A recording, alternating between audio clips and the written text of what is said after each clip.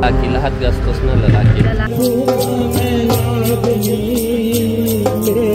Nag-iyakan kanina yung pamilya ng babae. Yung bride tsaka kikita ko sa kanilang mata. Kinikilig sila. Guys, 1M na tayo. Alam nyo ba, mayroon akong binili na number balloon. Inaantay ko yung bride. Sinong kasama niya? Pag in Punjabi, in Sikh religion, if family is involved, hindi maisip sa gastos-gastos. It's more on family relation kami. How to make this strong for the future. What you have, be happy in that. Ngayon ang araw ng kasal dito sa village.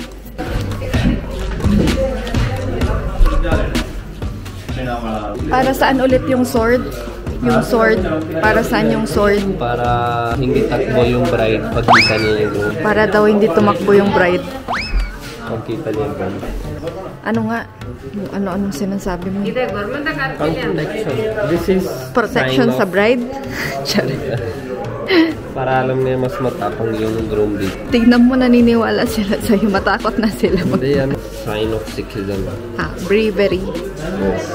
Sign of bravery. Kapag tatanggol ka daw ng Punjabi, guys. Ano kasi si German? Best man. Bagay siya dito. Oo, bagay si Japan na dito. Aral mo yung skills na yan, ha? Walang ganda. Kasal, ano muna? Saan pupunta? Una sa temple. Oh. Few people will go to temple for ceremony or what you call traditional in front of our holy book. They will read some prayer. नहीं करनी मैं समझा रहा हूँ explain कर रहे हैं mas pogi yung ano mo mas pogi sa ito local tao lang bastos.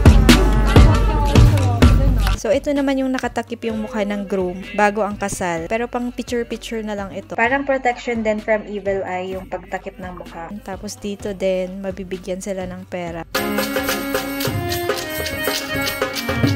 So, this time, magbibigay na sila ng pera dito. Tapos iba pa sa palace. And ito naman yung eksena na pupunta kami sa temple dito sa lugar ng groom. Sa temple na tayo. Pabebe tingin. Konting prayer lang para sa safety. Kasi after this, pupunta naman sa village ng bride.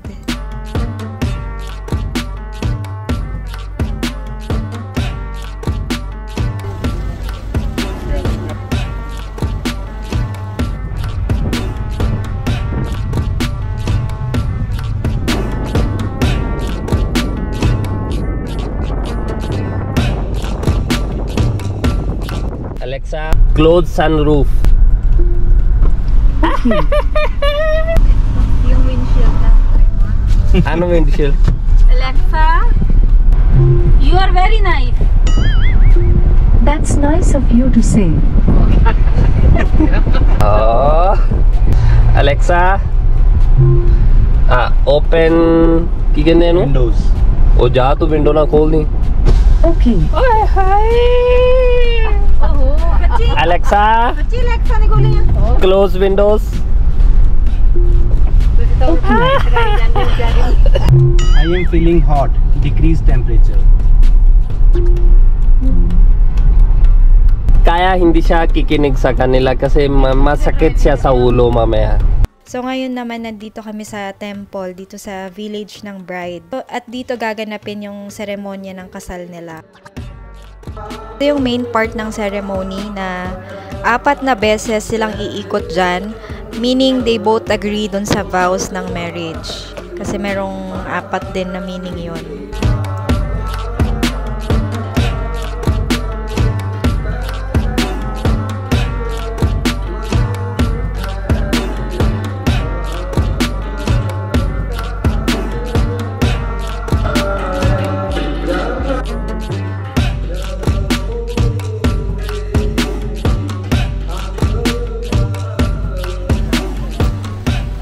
Pagkatapos niyan ay didiretso na sa wedding palace or yung wedding venue.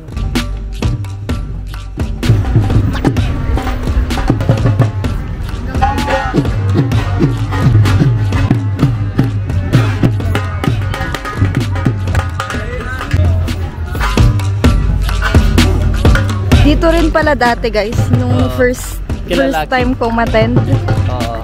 Sino nag-arrange, babae, lalaki? Lalaki, lahat gastos na lalaki. Lalaki? Yes. Bakit?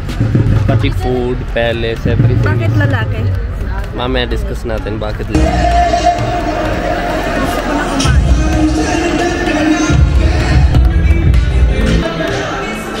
Ano gusto mo sabihin mo ko Spring rolls? Yes, isa lang go. May chicken ba? Mamaya. Sa bahay. Bread pakora. Starters pa lang ba to? Starters? Okay.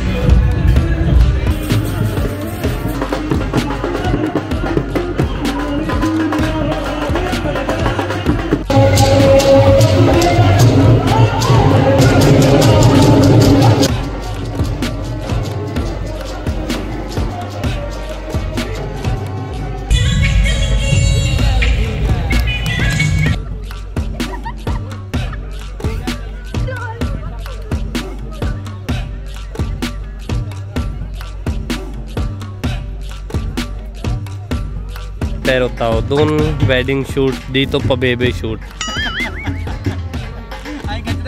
Sweet. Kilig. Owe. Ito naman yung naiinggit dito. Ito naman yung eksena na yung bride ay pupunta na sa bahay ng groom. Kaya yung family niya ay umiiyak na. Nag-iiyakan na sila.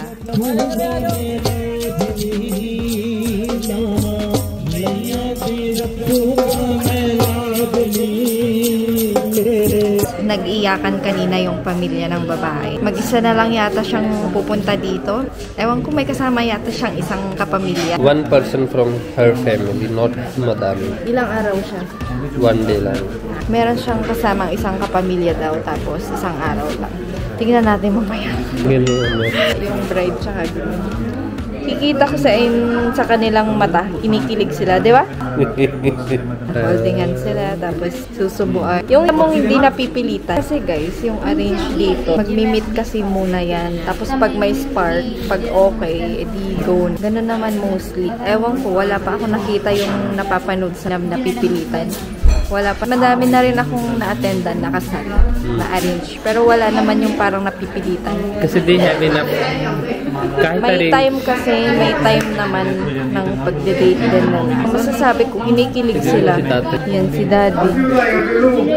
Kanina sa wedding venue, puro gulay lang. Pero may chicken dito mamaya. Sama pa rin yung pakiramdam ni Baz. Bukas active na ulit. Ngayon lang hindi. Tapos may konti pa rituals dito pagbalik sila dito.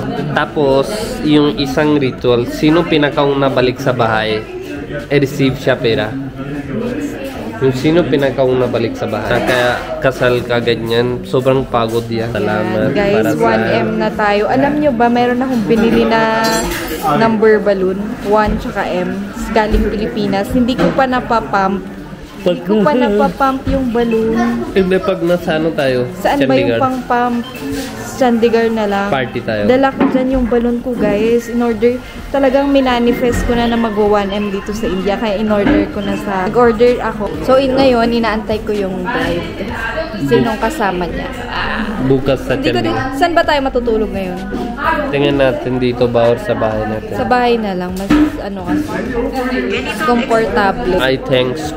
We thanks to all viewers na nakasubscribe sa Facebook. 1M Family na tayo. 1M na guys. Thank you so much. Sana subscribe din kayo sa YouTube para 1M din tayo. Yeah. Yung biyanan ko magstay daw dito. Obserbahan niya yung babae daw. Okay, hindi ini nu check karni hai abhi. Oh, she will test daw.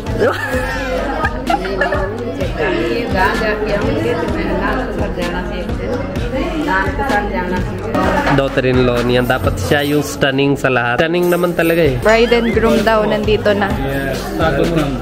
Huh? Saan yung person? Dito. Sayaw ulit? Siyempre, habang hindi bayad, hindi pwede sila labas. Ay, sino magbabayad? Sila. Ay, ganun. Hindi daw lalabas hanggat... Sinong mami? Mami niya. Mami na lalaki. Hindi daw lalabas hanggat hindi binibigyan ng pera. Oh, kung magkano gusto niya. Bigyan nyo daw ng pera guys para lumabas sila. Paano pag walang nagbigay, di dyan na sila? Ganun pala, guys. For picture na lang yan, guys. Hindi naman nag-demand yung bride tsaka groom. Pang remembrance lang talaga yung mga ganun. Picture pa rin. Picture hanggang ngayon. And ito naman yung eksena na nakaupo dun sa lap ng bride, yung pinakabatang cousin nila na wala pang asawa. Hindi naman nakaupo mismo dun, pero dun sa sofa talaga. Parang ang meaning is tatayo lang ako kung hahanapan mo ako ng mapapangasawa ko or magbibigay ka ng pera. More on asaran lang talaga to. Kung makikita nyo, nagtatawanan silang lahat. Tapos yung bride nagbigay ng 5,000, pero binalik din nung lalaki. Parang 500 lang yata yung kinuha. And I'm growing my stomach after coming to this wedding. I have earned a lot of money and now I am rich. So I will invest, or I don't know what I will do with that. So now I am doing time pass with my friends, running around with my friends. If you have any any questions, ask me in the comment box. I will always read. Bruh. Ganito naman yung pag-welcome dun sa bride para maging comfortable siya. Nag-tsaa kami tsaka nag-snack.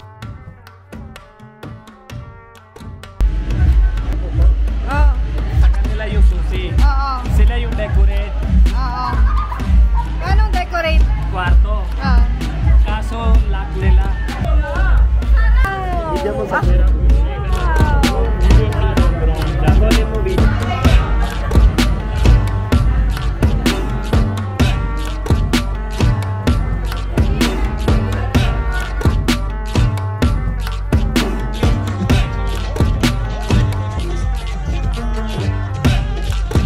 Chikahan muna tayo dun sa kasal. Naririnig ko dito, tsaka sa comment section, palaging sinasabing, babae ang gumagastos sa kasal. Puro babae yung gumagastos sa kasal. Yung laging nababasa ko sa comment section. Pero ngayon, first time na nakita ko na yung lalaki yung gumastos lahat. Yes, pati daw yung damit ng babae. Dahil nagsabi yung family ng babae na hindi daw nila kaya pa din. Pero bakit kinasal pa din?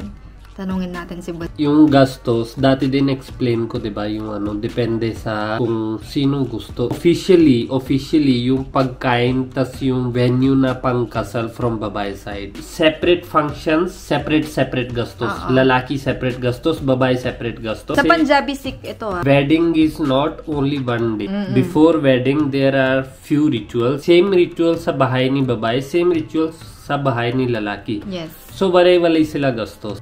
Then there is a one day for marriage. Yep. And there is after marriage rituals. Yes, meron Yung pa. after marriage rituals are more on lalaki side. The day of the marriage, sino yung kanta or yung performers galing sa lalaki. Venue and food galing sa babae.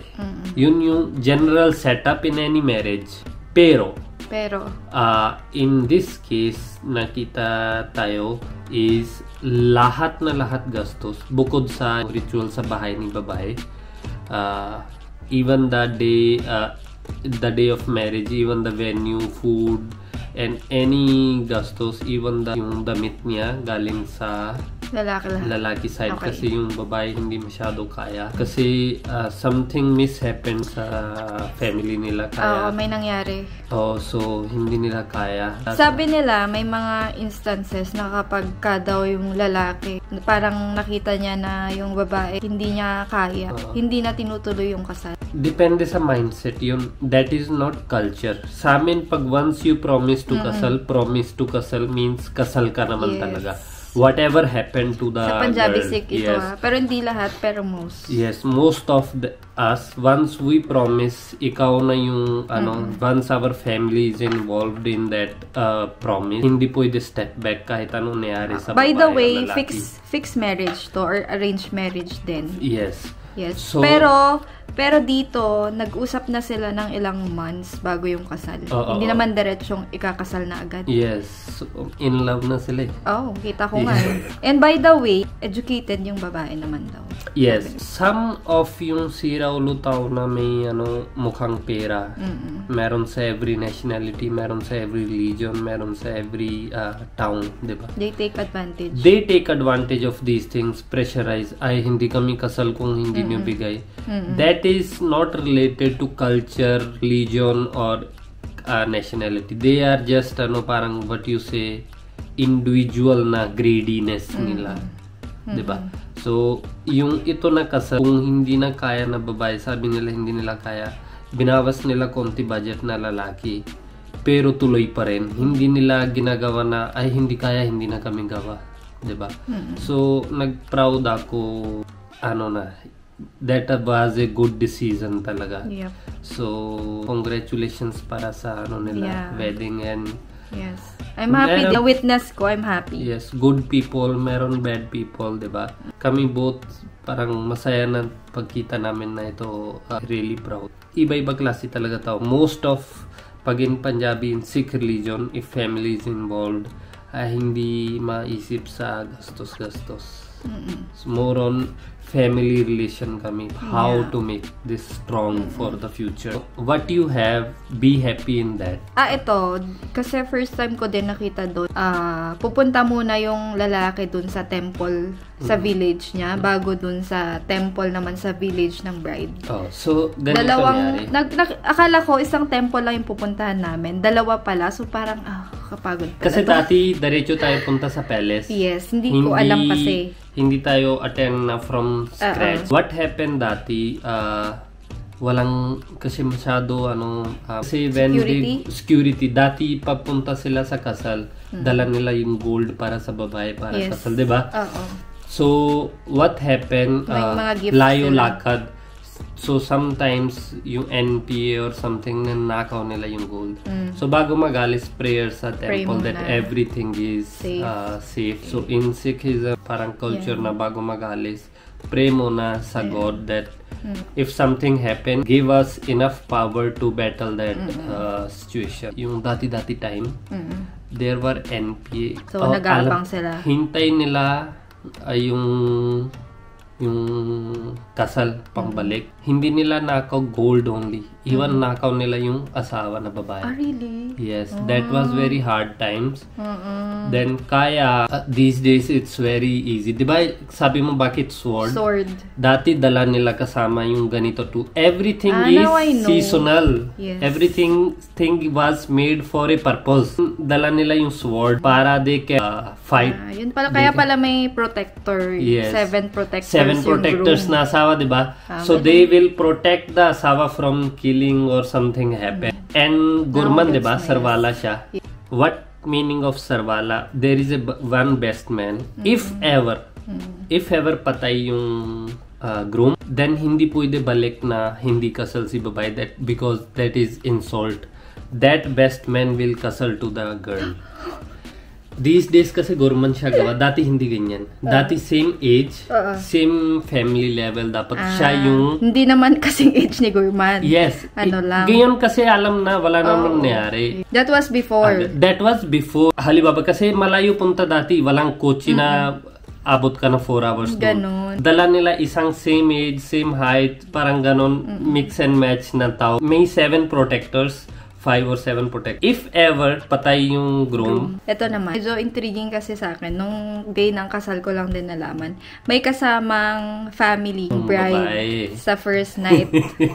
Ganito yun. Kasi sa amin, dati, it was parang ganon, untouched ka na. Pure ka na ganon. Parang, gets mo yung point ko. Tapos, these days, you know the tao from social media, kung anong klase ba siya, alcoholic ba, drug addict ba, anong klase ba siya, or masyado so pa baby. Observe muna nung bago observe nung kasama niya kung okay ba tong lalaking yes. Ganon. So dati isang 2 or 2 tao pupunta kasama sa babae kasi dati wala ka na kasi same province hindi mo pwede kasal, 'di ba? Same city hindi mo pwede. Yes. Malayo yung city, hindi mo nakilala masyado yung habits na lalaki kasi syempre tinatago nila kung alcoholic ba or whatever. Isang babae punta kasama, babae or lalaki or whatever, tama? So hindi pwede tulog yung babae first day kasama sa lalaki, 2 to 3 days, 4 days, observe mo na. Pero nang that time, nag-prepare na sila. Pero I think wala namang nangyari kasi ang daming tao sa labas eh. Hindi, gusto ng lalaki. Impossible, nahihiya nga siya. Hindi. Pero si Gurjit, di ba, nag-alam mo, Spengy punta siya sa makulit doon, tas sabi niya, mabait yung lalaki, sobrang dami niya sinasabi. Papa-impress yung kasama niya. Impress na, tas okay na yung babae, tas yung kasama niya, sige, okay lang, pwede na siya pasok. Ganon. So, dalawa lang sila dun sa room. Si Mami and si Daddy naiwan sila dun kasi parang may ritual pa. Kasi tapos narinig ko parang babalik ulit yung bride dun sa village nila for 1 week. And then babalikan si groom na lang, and then si groom na lang ang magpipick up dun sa girl. Yes. Ano niya, dati yun ha, di ba, explain ko, mga Gagawin pa rin nila ngayon. 3 to 4 days nag-stay yung babae kasama sa bride. Then, they do their honeymoon. Then, after honeymoon, very next day or after 1 day, babalik sila sa Village ng babae. yung babae stay doon ulit mga 7 to 10 days para feel siya na connected sa family and kwento-kwento niya na kung ano nangyari. Sa gabi. Yes. Few days pag neutral na yung babae, parang feel niya okay na. Then balik ulit yung groom, tas kuha niya ulit sa bahay. Gano'n. So, yun yung kwento. Kasalang village na to. Tignan natin kung may mga ikakasal pa. Hindi ko Kasi pa this alam. was not so extreme kasi lahat ng gastos galing sa lalaki. Gusto nila din yung simple kasi sagrado sila. Simple lang. Kasi na-notice ko yung Kasi damit nila, simple lang din. When you are sagrado, Bawal yung extra. Extravagant. May rituals na skip dito. Yeah, kasi nakakapagod din talaga. Syempre, wala na rest eh. Tuloy, as in, Even sa tuloy. gabi, hindi na tulog. Konti lang tulog, gising. Kaya nga may ba? sipon-sipon na kada Mami and Daddy. Antayin natin yung mga chika nila. Sila Mami, madaming chika yun eh. Siya yung alam lang. Si Mami ang madaming chika, so inaantay ko talaga si Mami.